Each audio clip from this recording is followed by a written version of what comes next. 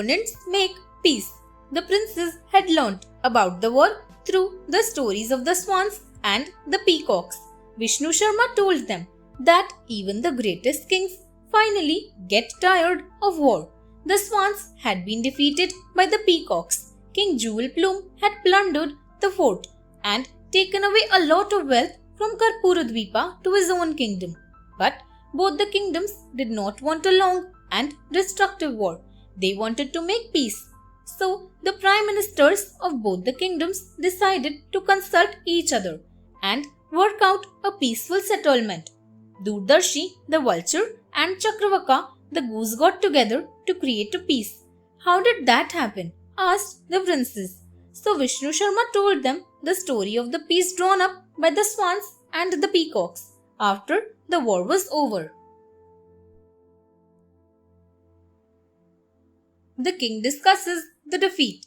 King Silver Plume was talking to Chakravaka after the war.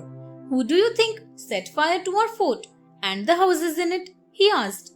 I wonder if it was a spy from the enemy's camp or one of our own who betrayed us, leaving the fort to be destroyed and plundered.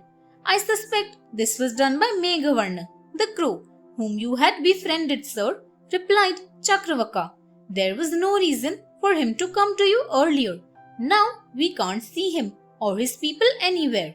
The king sadly said, it was all destiny that caused it. But Chakravaka said firmly, no sir, we blame destiny when things go wrong.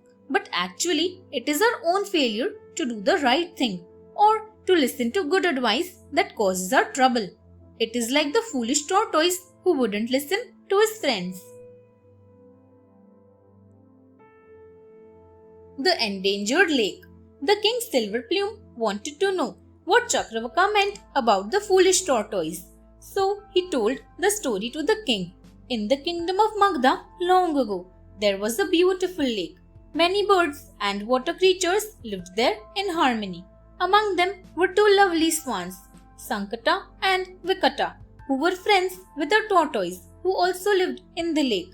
One day, some fishermen came there, and the three friends heard them talking. Tomorrow, said one of the fishermen, we will cast our nets in this lake and catch the fish and other creatures. They camped close by in the forest. The tortoise, in a panic, turned to his friends and asked, did you hear what they said? What shall we do to escape? Let's wait till the morning, said the swans. We will think of something by then. After that, we'll decide. We should plan, otherwise we will die, said the tortoise. The three fishes. The tortoise told them the story of the three fishes.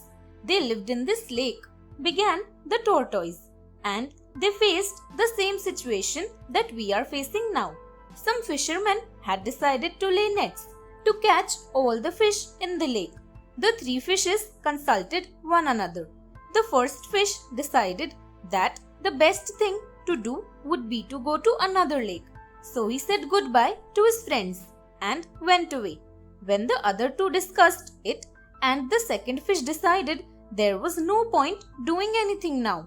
When the trouble arose, he would take action. He said, like the woman who was able to fool her husband, the merchant, even when she tried to protect her lover in front of him. The third fish did not know that story, so he asked about it. Then the second fish told it to him. Thanks for watching. Do like, share, subscribe to Sahil Book House.